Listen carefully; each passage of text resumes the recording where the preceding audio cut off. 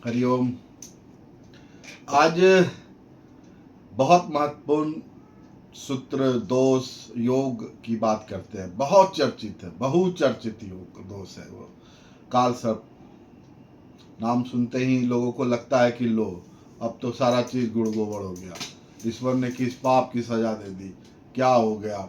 लेकिन ऐसी कोई बात है ही नहीं। काल सर्प दोष नाम की चीज किसी भी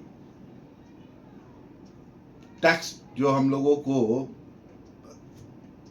पढ़ाया जाता है या पढ़ा जाता है ज्योतिष में, सारावली, फल दीपिका, जातक पारिजात, मुहूर्त मार्तंड या जातक रत्नाकर, जितने भी क्लासिक टेक्स्ट है, किसी में काल सर्प दोष नाम की कोई भी चीज नहीं है। हाँ, सर्प दोष के नाम की चीज है फल दीपिका में, जिसमें कहा गया है कि अगर पाप ग्रह केंद्र स्थान में बैठते तो सर्प दोष होता। सर्प दोष का मतलब ये कभी नहीं समझे कि सांप काट लेगा आपको। सर्प दोष की परिभाषा फिर से मैं दोहरा रहा हूं कि अगर केंद्र स्थानों में पाप ग्रह होते हैं तो, अर्थात शनि, सूर्य, मंगल, राहु, केतु। अब देखिए, केंद्र स्थान में शनि, सूर्य, मंगल उच्च के भी हो सकते हैं। क्यों? क्योंकि भाई कर्क लग्न है तो 10वें में स्थान में सूर्य उच्च के हो जाते हैं, 7वें में शनि उच्च के हो जाते हैं, और चौथे में शनि उच्च के और 7वें में मंगल उच्च के हो जाते हैं। तो इसका मतलब क्या वो सर्प दोष है? नहीं, ऐसी भी बात नहीं है। काल सर्प दोष ये सब जो बातें हैं उसके चार्ट को समझना बहुत जरूरी होता है। काल सर्प दोष के भी बहुत सारे भेद बताए, कारकोटक नाम का, महाकंटक नाम का, कूटक नाम का, लेकिन ऐसी कोई बातें है नहीं। देखिए, फिर भी एक चीज समझिए कि काल सर्प दोष की परिभाषा को पहले समझिए।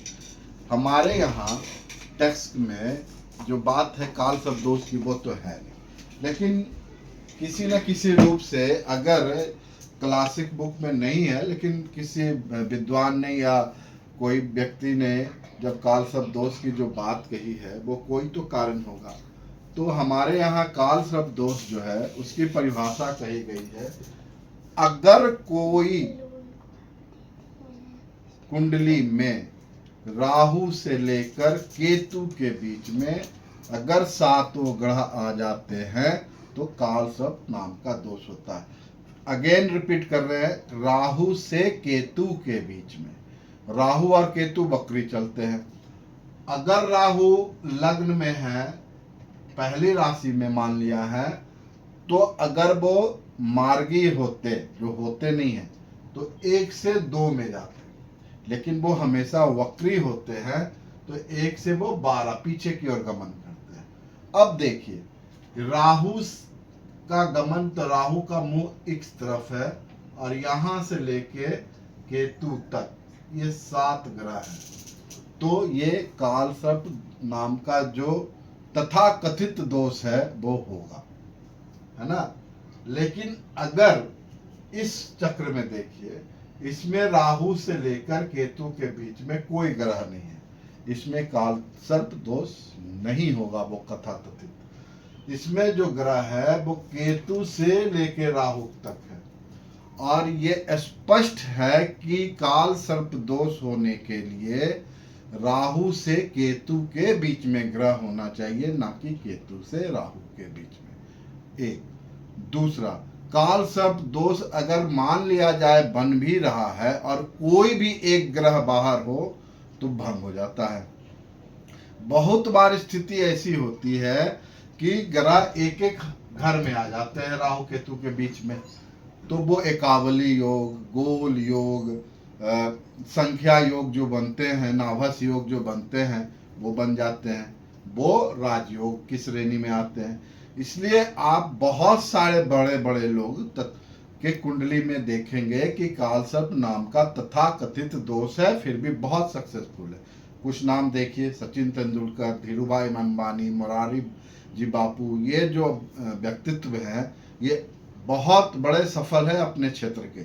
उनकी कुंडली में देखेंगे, लेकिन उनकी कुंडली में उन ग्रहों राहु और केतु के बीच में जो शेष 7 ग्रह है वो इन राशियों में है जिसमें वो उच्च होते हैं। ये कहीं से भी शुरू होकर केतु के बीच हो सकता है, 12 भावों में अलग अलग संज्ञा है। लेकिन ये मान के चले कि काल सर्प दोष नाम की चीज किसी क्लासिकल बुक में नहीं है, किसी क्लासिक टेक्स्ट में नहीं है, सर्प दोष है।